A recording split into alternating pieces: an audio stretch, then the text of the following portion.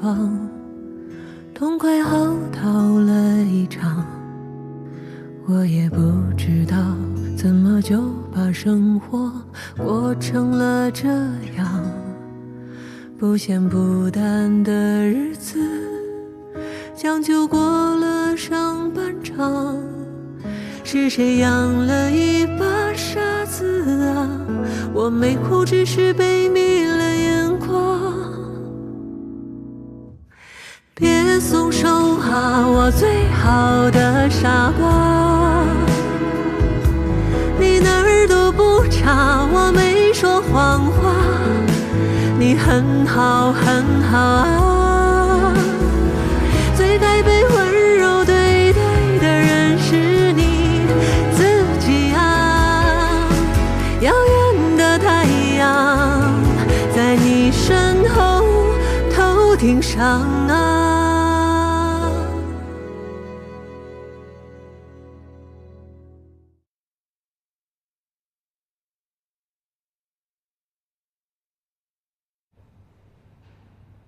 我倒是记得上学的时候，你是说过你们家里已经没人了。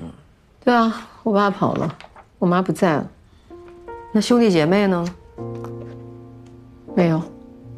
那可奇了怪了，这老太太非说是你妈，说你现在出名了，有钱了也不认她，找你好几回你也不见。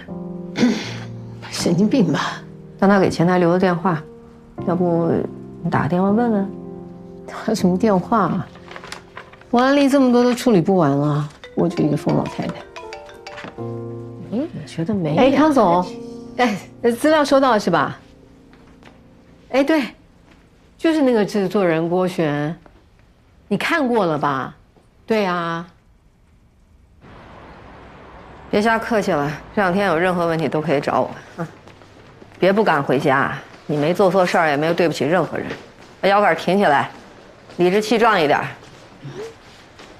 回来了，乔主任。有事儿啊？有事儿。哎，咱们医院每年有那康丹草原小儿畸形再造预诊，你知道吧？知道啊。本来是小李要去，但小李他媳妇儿要生了，让我临时帮个忙。今天晚上飞机。预诊好事儿啊，跟我有什么关系啊？我儿子大蛋，我走了之后他害怕睡不着觉。那找阿姨啊。你不会想找我去吧？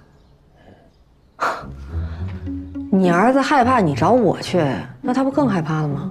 哎，不是，你看啊，这于公呢，你是主任，我是员工，你是不是得帮我料理一下家事啊？于私呢，上次你舞技那件事情真的耽误了很多我陪我儿子的亲子时光。于实际，我儿子大蛋特别淘气，一般人压不住他，就得你这种凶猛啊。哎，真不好意思，同事的私事我向来不参与。私事儿不参与，那上次谁妹妹结婚让我陪她参加婚礼啊？上次那是个意外啊，反正我带不了孩子。这完全是冲着康丹草原那些小儿畸形的儿童的面子，我才愿意帮你这忙的。听见没？啊，听见了。下不为例啊。好，我下次我就给你写一个表扬稿发咱们那官网上，标题我就写“我院爱心好主任为照顾员工家属困难以身相许”，好不好？你这以身相许？哎，你不跟我说你这次去就是1天半吗？到底多久啊？我将使用手段让大家教你啊。没电了。啊？大蛋，大蛋开门。为了维护世界的和平，为了防止世界被破坏，贯彻爱与真实的邪恶。可爱又迷人的反派角色，不在。吃了吗？你吃了？吃了。你俩还真是够二次元的。大蛋，过来叫阿姨。哟，把女朋友带回家了，这不还是上次那女的吗？别乱讲，这是我领导主任。哇哦！娃个头啊！这两天我出差，他陪着你。什么？爸，他可是异性啊！哎，咱俩想法一致，我先走了啊，拜拜。拜拜。等会儿，别走！我跟你说，我跟你没有谈判的余地，这两天听阿姨的。领导，如果一切顺利的话，2天我就回来了。2天？我杀了你！你不是1天半。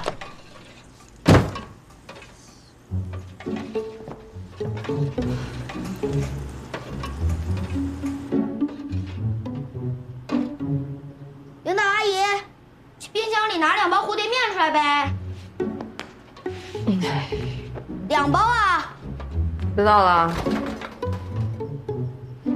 冰箱这么整齐啊？没有蝴蝶面啊。这点小事干不了。过来，不就在这儿吗？辅导阿姨，长这么大个眼睛有什么用？商量个事儿呗，别老一口一个阿姨了，你就不能叫声姐姐吗？你应该比我爸大吧？小小年纪就别搞年龄焦虑那一套了啊！你爸还喊我宝贝呢，你准备叫我什么？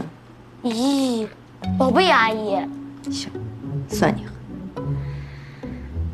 认识一下吧，我叫乔阳，你叫什么？陆大姨。大一，大小的大，1、2、3、4的一。哇，你爸该不会在大学1年级就有了你吧？至大无外，谓之大一。大旦就是0，天地未分，混沌之元气，出自《礼记》。你是领导，这点儿应该都懂，对吧，乔阳？懂了，大零蛋呗。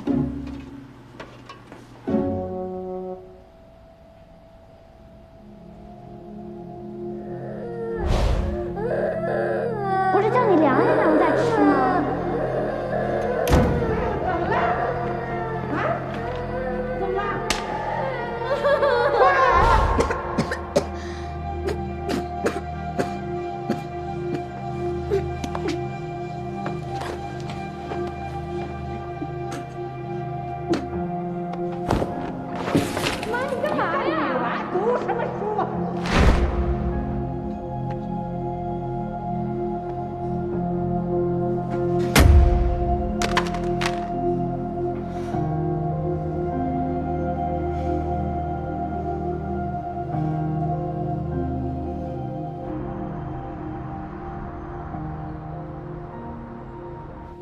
知道，你放心吧。啊，哎，静雯回来了，给你打电话你没接啊？我手机摔坏了。哦，跟妈说2句。哎妈，文文，怎么这么晚才回来呢？你们怎么吃了晚饭呢？天天吃外卖可不行啊！你身体本来就不好，老这样要出问题的。你们好久都没回家了吧？上次你表弟结婚，你也没回来，大家都问你呢。妈啊，别说这些啊，最近静雯也挺忙的。妈，给您买的那个鱼油吃完了吗？哎呀，你买的东西我用不完，就是想你们。下次放假可一定得早点回来啊！哎啊，那你们慢慢聊啊。啊，儿子，我看文文好像不太高兴，你们是不是出什么问题了？没事，她就是最近有点累。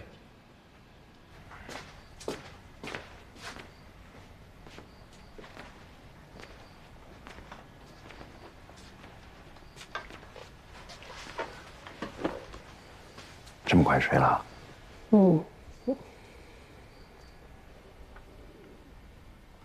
我在想，要不中秋节的时候，咱们还是回家一趟。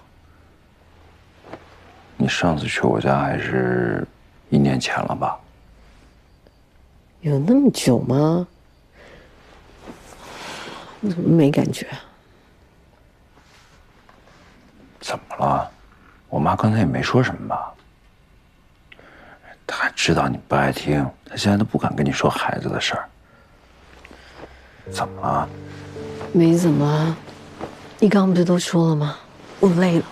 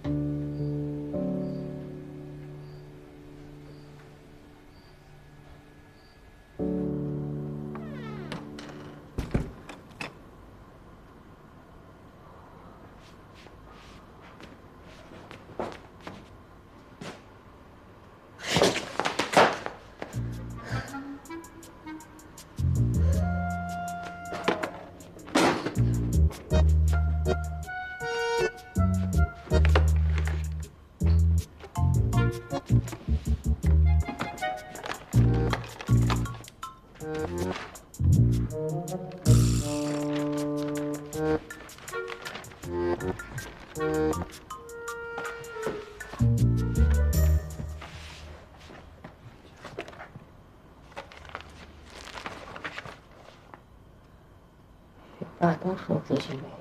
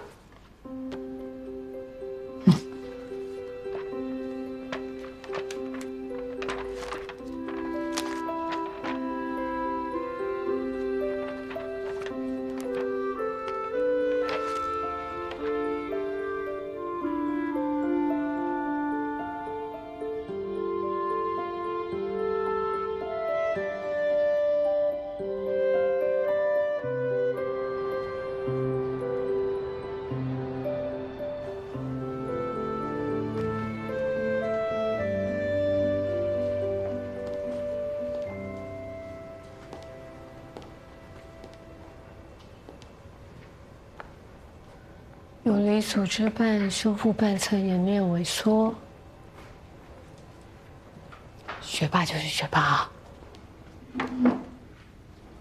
做个手术都还要先预习，要不要我帮你画重点啊？不用，我喜欢任何事掌握在自己手里。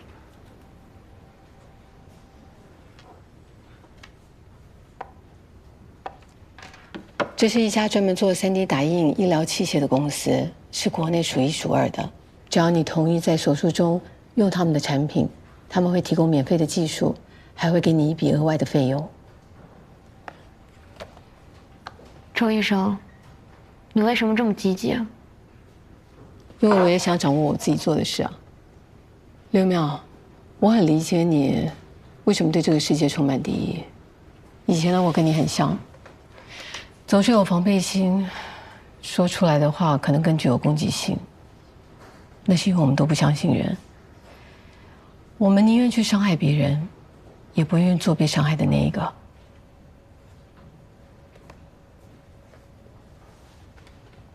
自白，通过自我暴露的方式拉近与谈话者之间的距离，很入门的心理学。不过你想错了。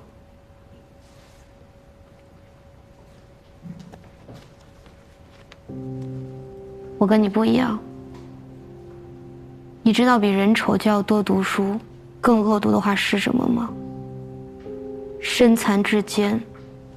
不过这句话说得很准确。自从我的脸变成这样之后，我比以前变得坚强多了。明白了，你不是不相信人，是你不想被别人同情。你宁愿让人家讨厌你、怕你，所以你才会威胁我，对我提出苛刻的条件，那是因为不想欠我。这个世界上最沉重的就是人情，一旦接受别人的人情，就得按照他们希望的样子去活着。你不想欠我，那你就帮我忙，让我欠你。这个比赛对我很重要，我要你帮我赢。观众朋友们，大家好，欢迎收看由新伊利格普朗克赞助的第7届新伊利格杯整形修复手术青年医生大赛特别节目，我是主持人郭璇。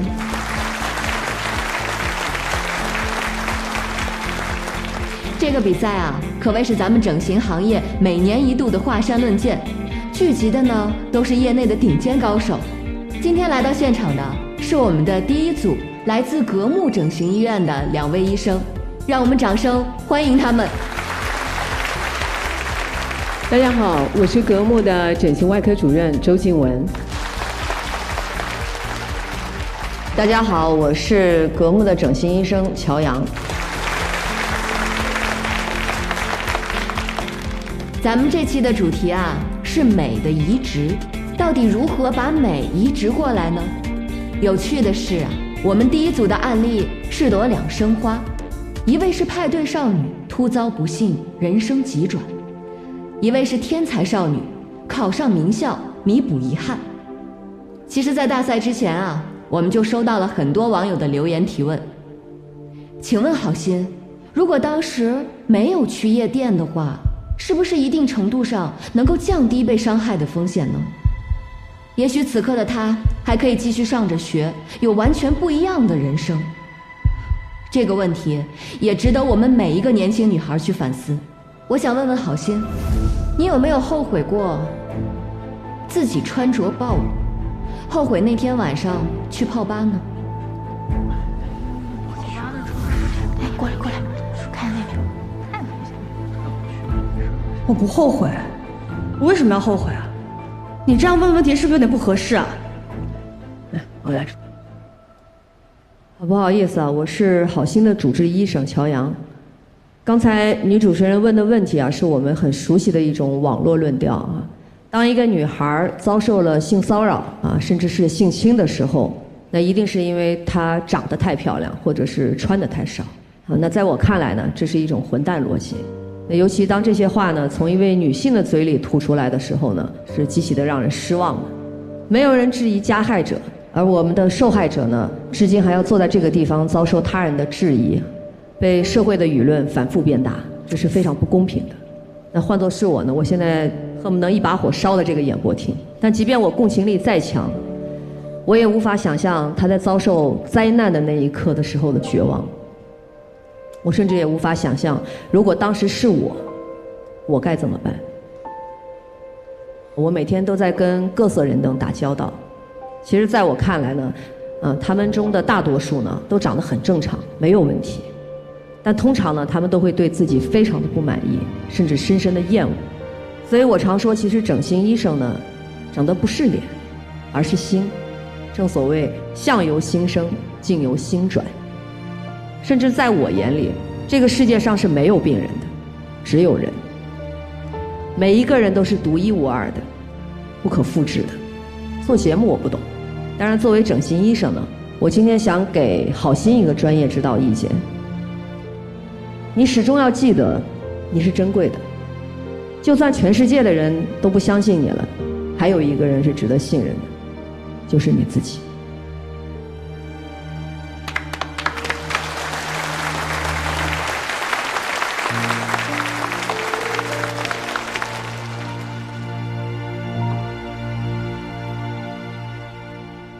别松手啊，我最好的傻瓜，你哪儿都不差，我没说谎话，你很好很好啊，别松手啊，最好的时候还没开始呢。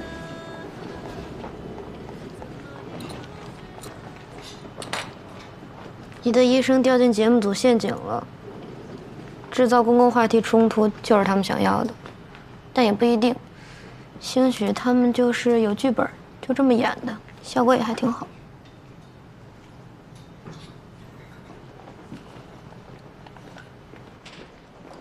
你很像我发小，我跟他从小学玩到高中，不过后来我退学了，我俩就没联系了。他跟你一样，什么都懂。我也没什么都懂，你像这些我都不懂。你不会化妆？嗯。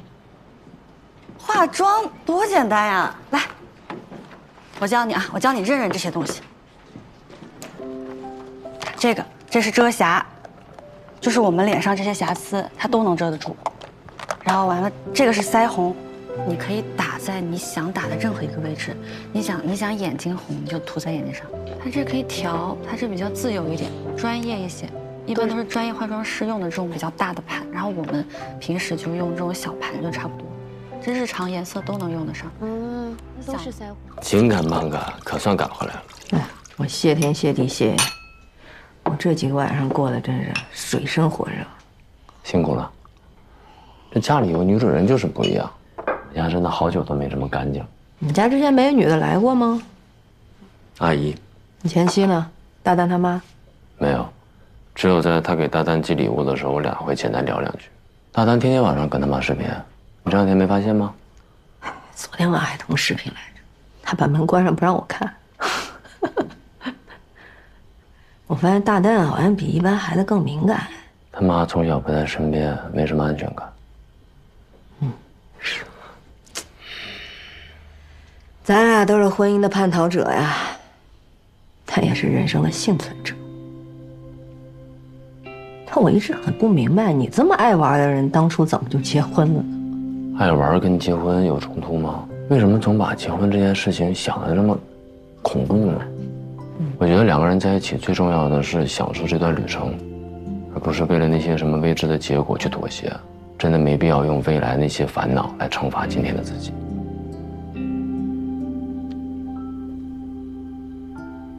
但今天的自己，迟早会为过往的冲动买单。开完买单啊！人活在这个世界上，不就是为了那点冲动吗？冲动多重要啊！那陆大夫，麻烦以后你冲动的时候，能不能想想后果？我现在就很冲动，我就想冒犯领导，有什么后果吗？后果很严重。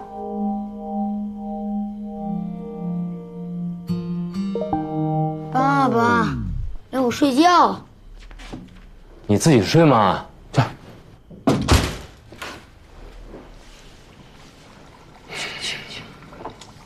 小孩子让他锻炼锻炼。哎，那干嘛非选经典锻炼？回头该恨我了，就你这坏阿姨。快点儿！来了，我先把他哄睡着了，等下再过来。干什么你啊？不是你自己睡吗？你爸忙，你没看着吗？啊？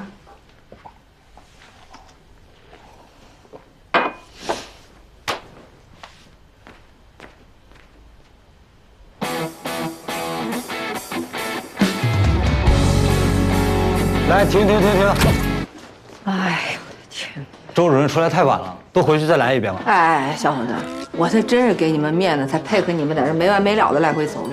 这走路有什么好拍的呀？那手术总不能再来一遍吧？这样吧，他们谁走得好，你让他们走，我得干活去。梅小西，你走路上瘾是吧？啊。乔主任都不拍了，别拍了吧。要不我给你演个乔主任？你闪一边去。真绝！你说参赛医生那么多，非把咱们两个主任安排到一个组？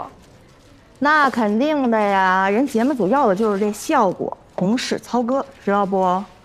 同事操戈。哎，你们说这场竞赛谁能笑到最后啊？一顿早午餐，我全压周主任。我再加2杯奶茶，我 P 个乔医生。哎，董主任。哎，你怎么来我们科啊？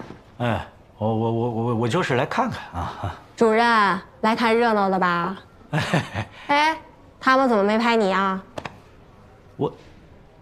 我哪有那个时间啊！真是，你们看看我这治疗排得满满的，哎，没有这个时间。哎，那董主任，那你觉得这次比赛咱谁会赢？哦，那你们觉得哪一个会赢啊？我赌周主任。我压乔医生。我也压乔医生。哎呦，哎，全糖的，女孩子嘛，不要喝这么甜的啊。你输定了。哎，主任，您又拿我奶茶，明天记得给我做个项目啊。哎，没问题，哎，随时来找我啊。主任，记得给我做。哎，但是我不一定在啊。哈哈。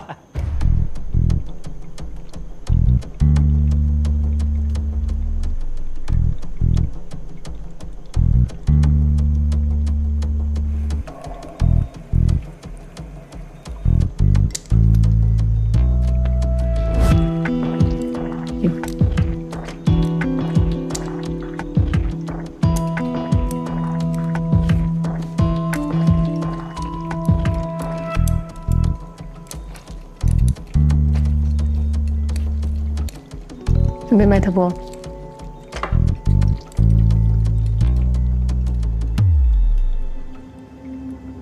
我他妈怎么糟烂的这么严重啊 ？CT 还是没有完全排出来，怎么样，这样？要不然先缝上。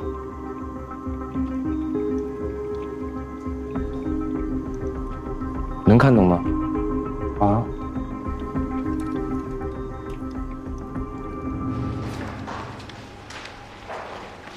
主任，报告出来了，血管收缩化成像。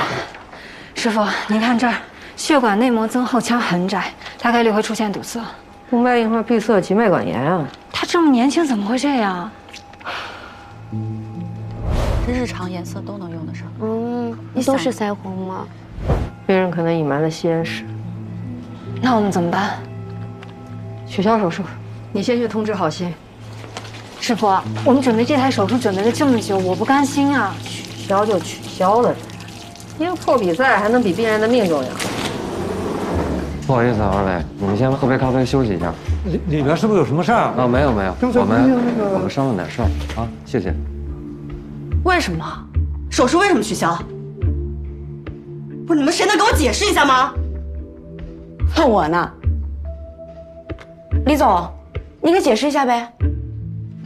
不是，这段要不然先不拍了吧？你现在这样是不是对我们医院形象不太友好呀？你们耍我呢是吗？把糟烂的骨头磨掉，再接上3D 骨骼呢？这3D 骨对不上啊，跟当初我们设定的面部形状不一样，做出来又不好看。你怎么来了？我们出点小意外，手术取消了。你们怎么样啊？面部骨骼糟烂情况超乎我们预期，3D 骨骼也完全无法吻合。可以先把这个糟烂骨头切掉，取肋骨的第7类跟你这个3D 骨骼配合。可以这样，但就是恢复时间比较长，估计赶不上他开学了。我们签了手术协议，必须在开学之前出院。你找家属重新签字，顺便把泰丁泰王还有肋骨截骨包拿来。好。加强麻醉的时间。小杨，你去扶我袖长。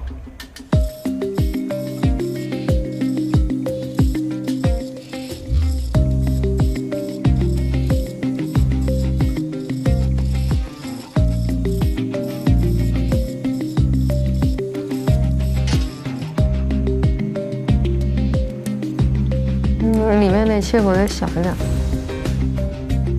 位置不够，够，我来，我最小的扶手去。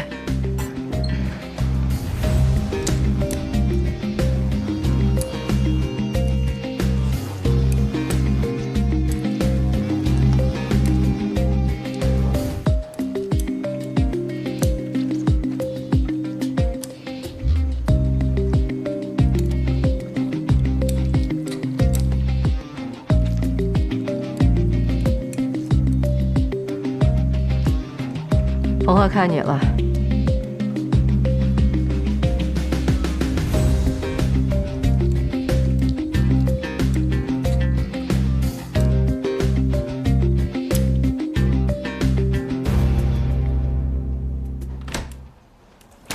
为什么取消手术？你为什么骗我们？我骗你什么了？当时我们填资料的时候，是不是一而再再而三的跟你确认过，你不抽烟不喝酒，对吧？现在报告出来了，你的血管内膜增厚腔很窄，就是因为你抽烟，所以我们这个手术做不了了。这不可能，我从来都不抽烟。但我在你的化妆台上看见了一个烟盒。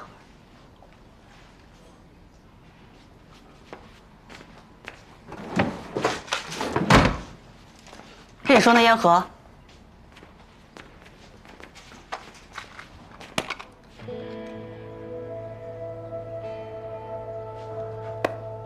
特写特写，拍我，拍我！我从小就有偏头痛的毛病，紧张的时候经常犯，所以我随身携带 aspirin。对不起啊，乔主任，让你误会了。你们先出去一下，我跟郝信聊聊。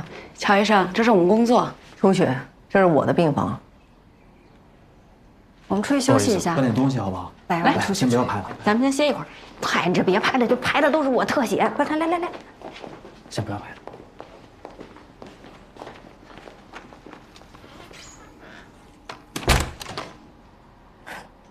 确认是我搞错了。你没错，我是问题少女嘛，你会这么想很正常。做医生的，大多数都有过度自信的臭毛病，我也不例外。也可能是职业习惯吧。通常我不愿意放过任何细节，所以我容易相信自己的判断。也只有这样，我才能对我的患者负责。这本来是个优点，但也是个问题，所以我过度主观。就像今天这件事情一样，是我判断失误，我向你郑重道歉，对不起。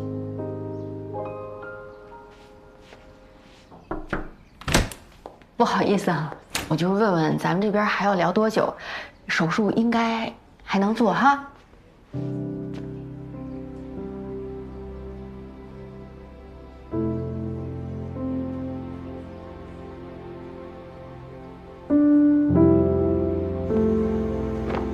病人长期服用阿司匹林，术前已经推了血凝酶，现在关键是要控制术中的出血。血压怎么样？目前血压正常。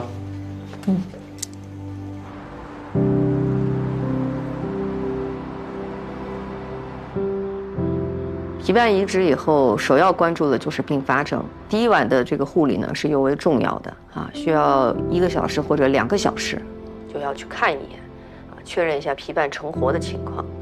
那如果说有看到发白、发黑，甚至是红肿的这种情况呢，我们就得特别警惕了。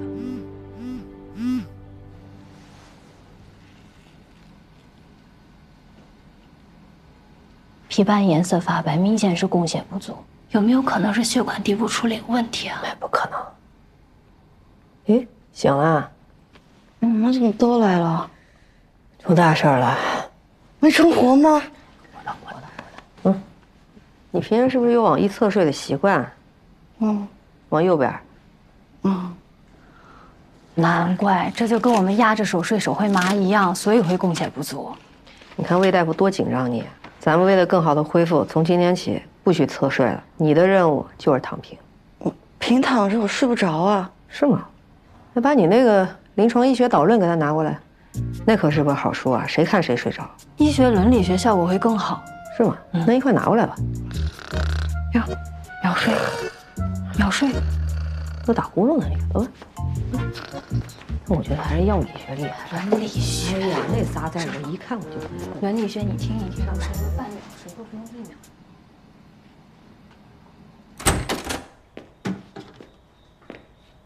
哎，秒。我下午还去找你呢。回来怎么也不说一声？在忙呢。看一看我给你带的新的，这都已经换上了。我请朋友从德国替妈买了鱼油，我算了一下时间，他差不多要吃完了。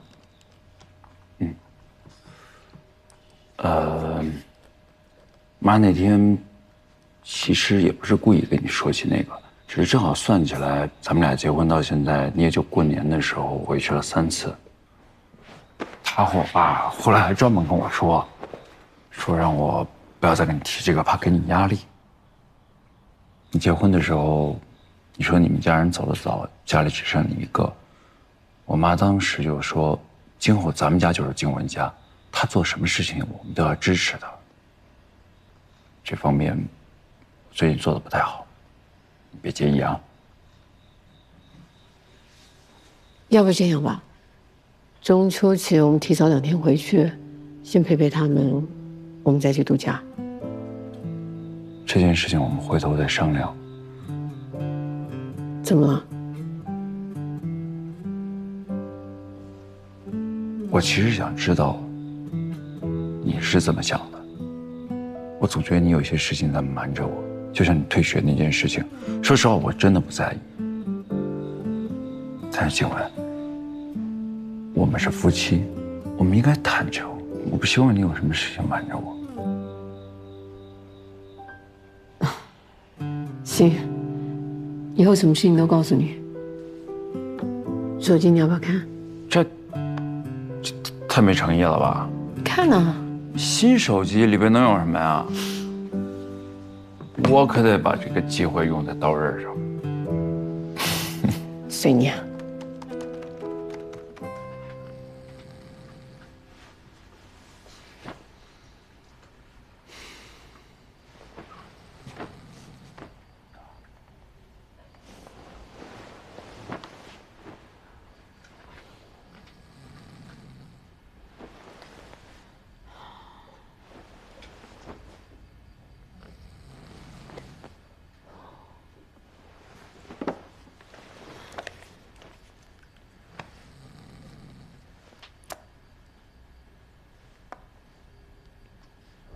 这老太太非说是你妈，但她给前台留的电话，要不你打个电话问问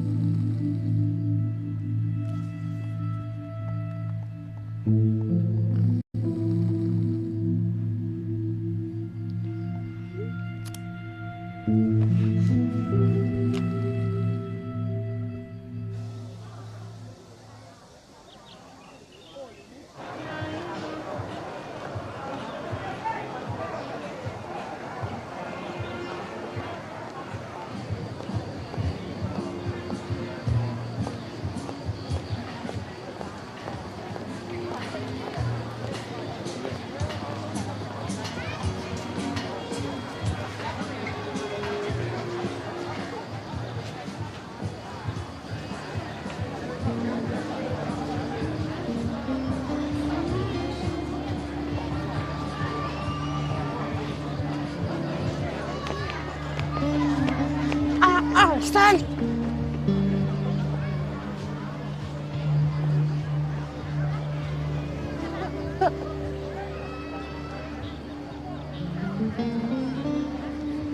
你们什么时候回荣川的？周凯呢？怎么没跟你一块儿啊？你谁呀？你花了那么大功夫来找我，不认得我了？啊，文文，真漂亮啊！我认得你呀，我在电视里看见你了。周凯找你来要多少钱啊？哎，对你把家里钱全拿走，这一走10几年，对吧？啊？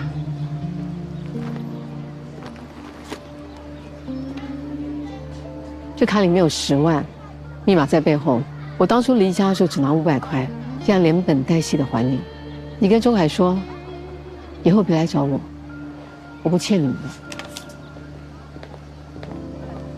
哎，文文，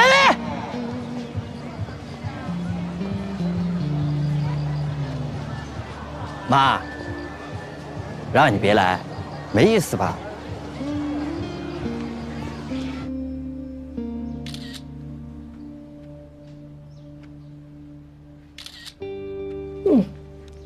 恢复的真够不错的，漂亮死了，大宝贝儿。乔医生，我漂亮不？老漂亮。像你这种带脸基尼能带出你这种气质感觉的人，凤毛麟角。妈呀，真是啊，有了名儿的乔医生的嘴骗人的鬼，净瞎说。你咋回事啊？你怎么不开心啊？这脸部神经恢复了呀，能笑啊？能笑得出来吗？芭蕾舞学校那边给消息了，被辞了。这什么道理？那现在社会不就这样吗？人们的同情心只会放在跟自己没有关系的事上，一旦涉及到自己，立马就是另外一副嘴脸。没事，我能理解。学校里都是小朋友，我在那儿家长不放心很正常。等出院了，我再找个工作不就行了？说的轻巧，工作那么好找呢？这节目现在这么火，都知道你了，你说哪个找你的不得掂量掂量？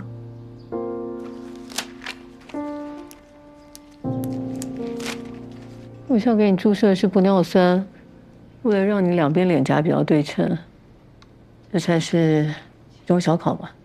等到半年1年恢复的差不多，就给你脂肪填充，就算正式毕业了。直到毕业都免费吗？就当送你的奖学金啊！可是我参加不了开学典礼了。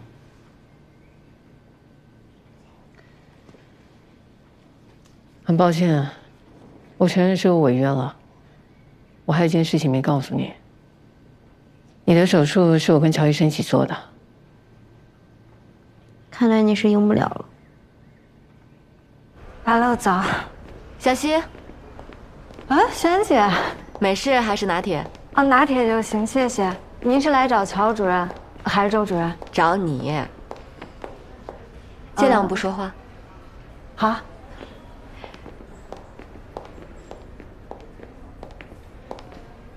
没事儿，李总没来呢。刘淼那台手术本来都暂停了，我们团队退出之后又完成了，这也太神奇了。怎么完成的呀？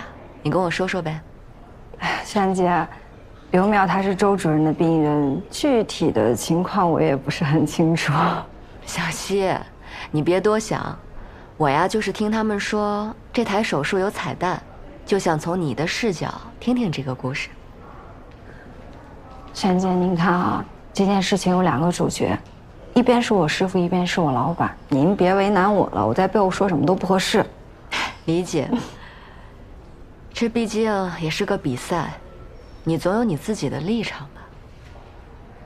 我的立场就是希望我师傅赢。你们医疗圈还真有意思。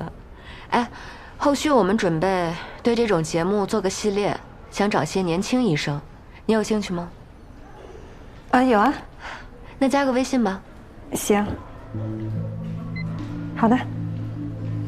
你们周医生这台手术呀，太神奇了，我错过了真是很可惜。小溪，你就跟我说说呗。我师傅的这个境界，一般人确实很难理解。那这么说，这台手术乔医生也参与了？你看他平时挺厉害的，其实就是一个刀子嘴豆腐心，没啥心眼，大大咧咧。怎么个大大咧咧啊？哎，小溪，到点了还不上去啊？你先上。好。那这样你先忙，下班了咱们再聊。到时候我喂你啊，拜拜。哦，好。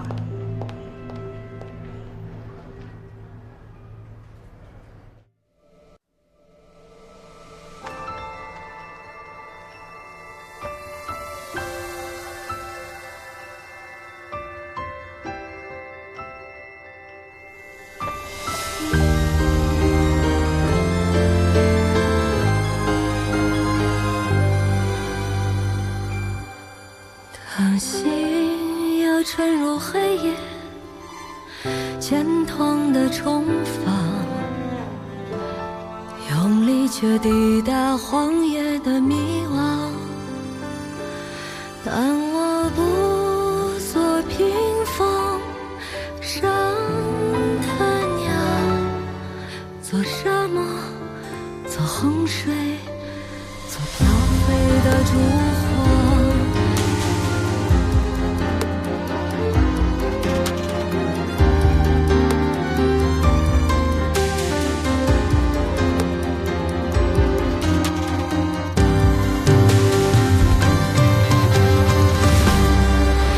曾独自站在没有月光的夜里，望着你安然的身影，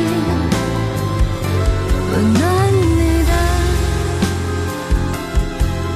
也曾将我抱紧，抱进了烛火般的今夜的风将我带去哪里？祈祷着希冀山东